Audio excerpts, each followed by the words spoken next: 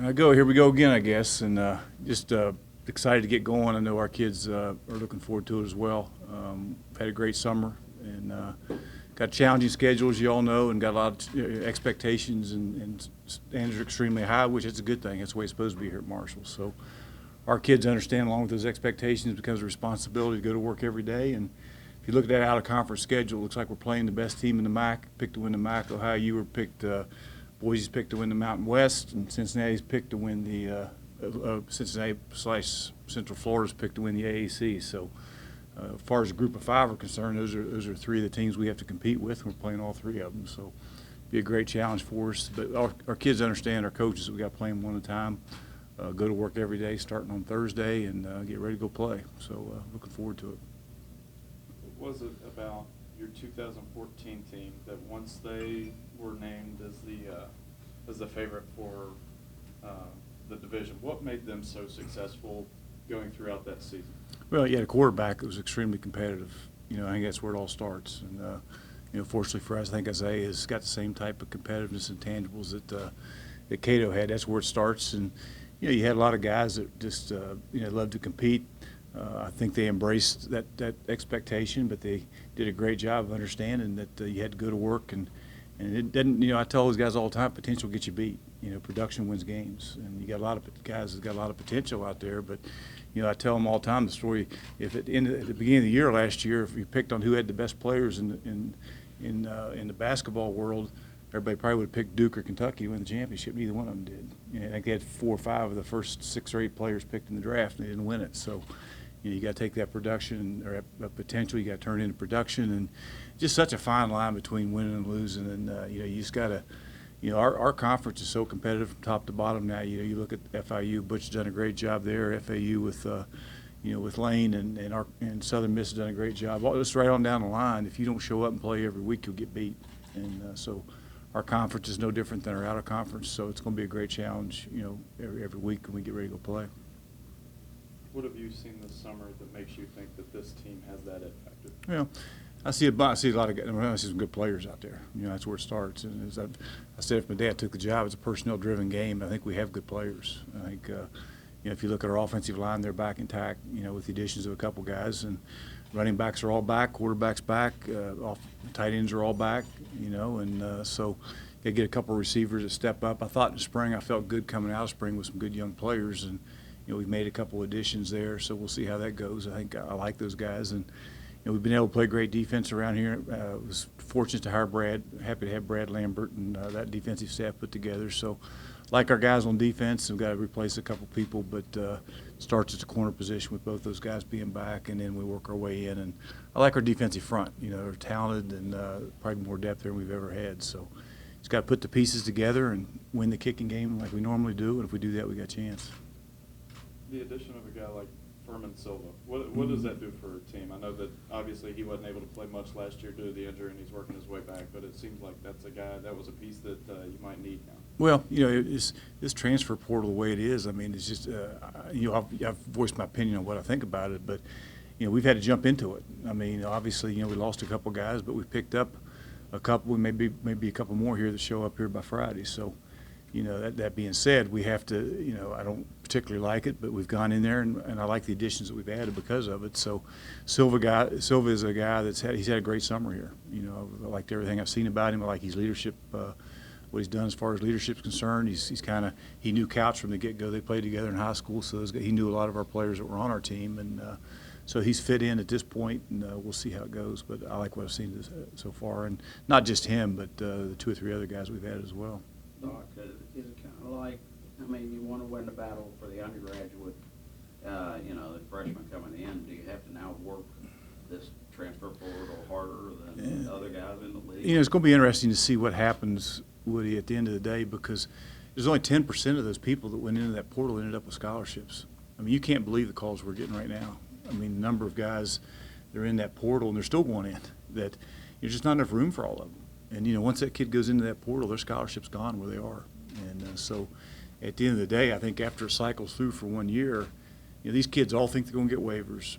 And they all think they're going to get scholarships because of the high-profile cases, the Ohio States and the Miamis and all those things with Justin Fields and those guys. So they don't totally understand it. And you know, like I say, the greatest thing this game teaches young kids is overcome adversity and fight through things. And you know, I've had hundreds of kids over the years I've been in this thing come to me wanting to quit and walk away, and you know, hang in there, and things will get, you know, they end up hanging in there and they walk out with a college degree, and some of them an NFL contract. Things work out for them, you know, and I think we're losing sight of that. You know, these kids right now, things get tough and they just get up and leave, and I think that's a bad message. I think at the end of the day, you know, when it all sorts out, I mean, how many of them aren't going to graduate because of transfers, and how many are going to go there and not work out for them? You know, there's a reason it didn't work out where they are. If they go there, it's not going to be any different, and it doesn't work out there as well. So I think there's a lot. I think after 1 year, I think things may settle down a little bit, but right now it's just totally out of control. It's like the wild, wild west. And, you know, we were talking the other day, you got to keep X number of scholarships, because you can't just take kids.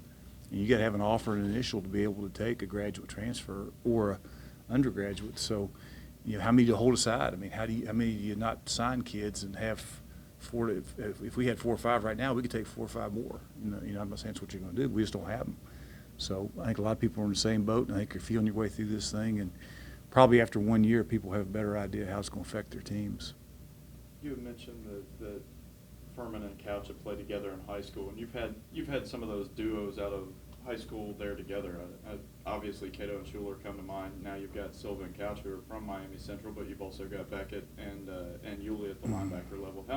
How important is that chemistry and guys knowing each other whenever they get into a collegiate situation? Well, I hope they were successful as Cato and Schuler were. If both those pair, if they were, then we'll be in good shape defensively this year. But I think it's good. I mean, they know each other, they get along, and I think it's helped the transition of those kids. It's helped Silva having Couch here. You know, it's helped Beckett having Holldiay here. So, you know, they can. You know, I think they can push each other, and you know, as he did in high school. You know, Silva was committed to us at one point, and ended up going to FIU. But you know, we knew a lot about the kid, and like I say, he's been excellent since he's been here. So, hope he plays like he did a year ago or a couple of years ago at FIU. You looked at the secondary, and I know that last year it was the linebackers leading that defense. This year it seems like even with the loss of Malik Gant, there's a lot of experience back in that secondary for you. Yeah, you know, I like Chris. Chris Jackson's been tremendous, and just to watch him grow from his freshman year till now has been a lot of fun. And Nazeeh Johnson, Drayton's played a lot of football. Carol Morrell's back as a starter. Gilmore, you know, was a true freshman a year ago, played a lot, but got his feet wet. So, you know, like I say, we're trying to add a couple more pieces there between now and Friday, so we'll see what happens there. But I like we've got some good young players that they're going to have to step up there. Doc, I figured Coach Ramsey's got a million plus offensive sets that he'd like to put in now. But how much easier is it to put in this additional stuff with your quarterback having 1 year under his belt, 8 games as a starter? Well, it's huge. I mean, number one, you know, he's that and there's another spring ball, and of course all winter, and you know, of course summer. You know, you're allowed to spend a couple hours, a week with him in the summertime. So he's so much further ahead than what he was a year ago, and not just him, but you know, you got the running backs that are back. You got tight ends are all back in place, all 3 of them. Offensive line back as far as protections and that type of thing are concerned. So you got Obi and Artie and a couple guys that played a lot there, but you know, Talik Keaton had an excellent spring, and we got some older kids added to the mix that sharp young guys that played a lot of football, so we'll see how it goes. But there's no question we should be a whole lot. I think you saw the growth of the offense, of his offense from game 1 to the bowl game. You know, the bowl game, I think, showed a little bit about what can happen, and hope we just got to take that next step from that bowl game and keep getting better. It's not what he knows, it's what our players know. You know, and that's the important thing. I think Tim does a great job of getting that done. What is the next step for Isaiah Green in your mind from a mental standpoint, a leadership standpoint?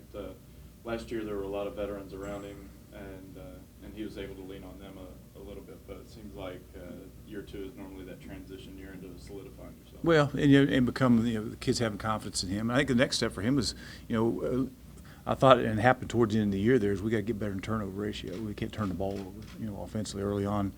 And he's a young player. I mean, you always go through, growing pains. Any freshman from Chad, I think, went through growing pains when he was a freshman. We sure did with Cato, and now with this guy. But I thought he just matured as the season went along and continued to get better. And as far as his leadership skills, he's done a great job this summer. That quarterback position is all about intangibles, and he's got those, and he just has to.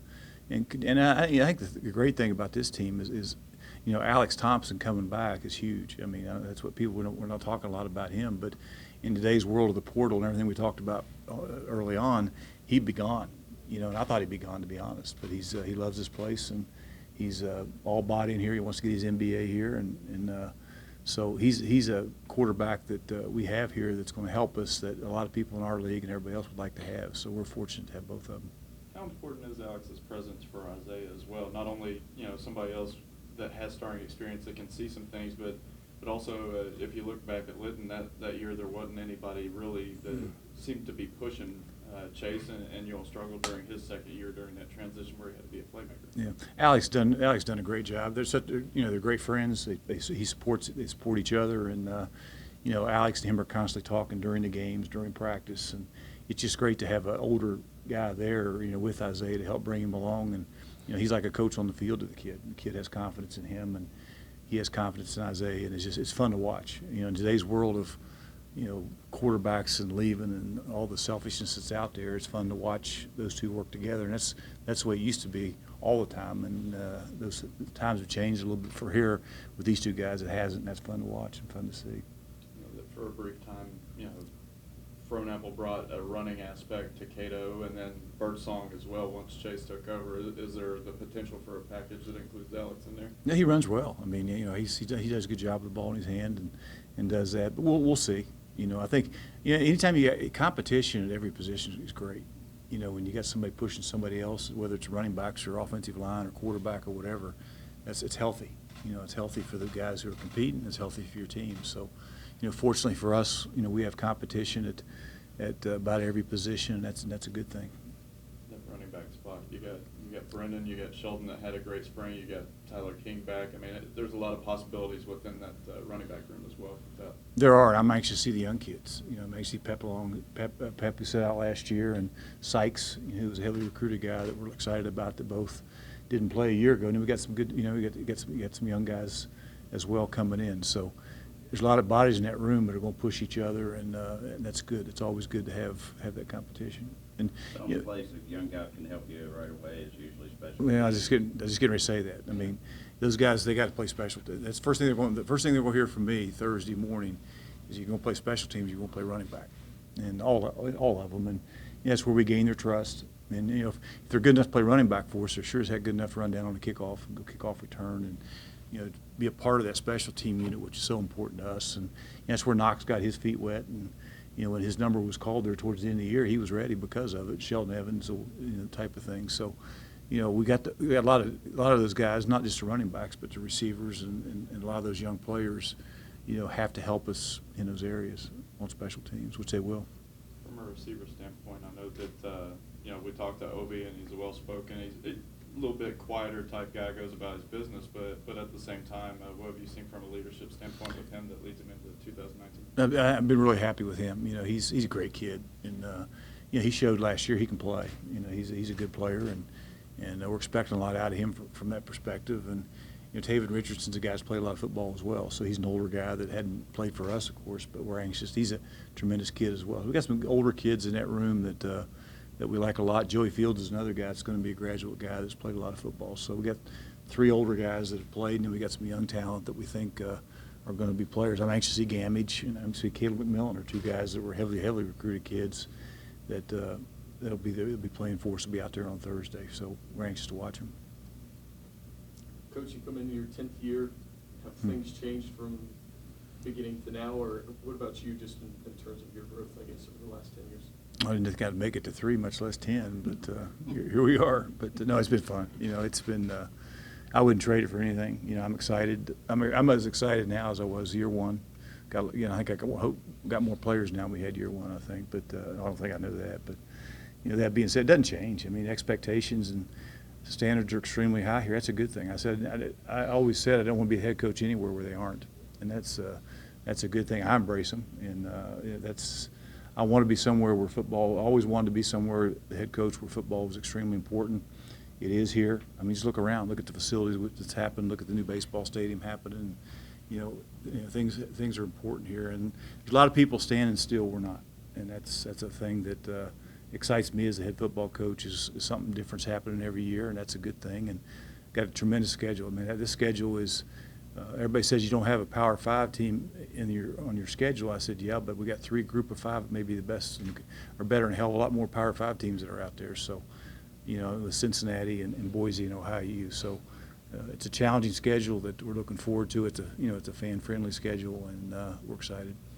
That offensive line, I know, everybody knows Levi's back, but got a lot of pieces that have some experience there, and the addition of Josh and the potential of the return of Alex. I'm not sure of his situation right now, but as far as Millette goes. But, a lot of experience there and a lot of guys that have helped you establish a run game, which was good last year. Well, there's no question. Towards the end of the year, I thought we ran the ball well with Knox and some of those guys. They're all back. I mean, Josh Ball is a guy I'm not sure I've seen a guy. He's 6'8" and he's 350, and he runs around well. I mean, he's an easy mover for that big a guy. But you add him to the mix, and those other guys have all started.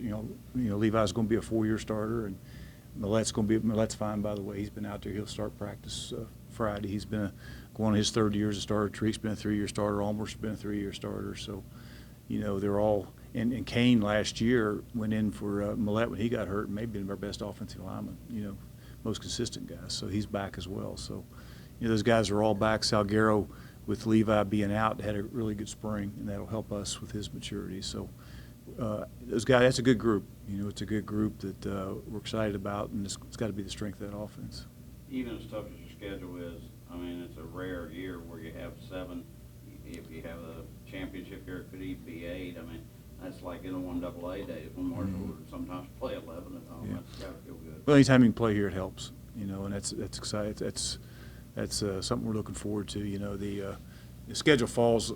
We open up here home, of course, which is important, and then get the opportunity to go to Boise. They're at Florida State the week before. They're there on Saturday. We're here, so get the chance to play out there on Friday night, which is going to be great exposure for our program. And the good thing about that is because we're going so far that we have a extra day to get back and get ready for a great challenge with Ohio U, and then we get an open day prior to Cincinnati. So I think it falls pretty well, as far as when it is with the open date and the extra day and that type of thing. So we just got to make sure that, like I said before, we go to work every day and prepared to meet that challenge. And once those are over, then we get into our conference. And I think we open up on. I know we open up on the road, which you never like that per se, but that's just the way it is.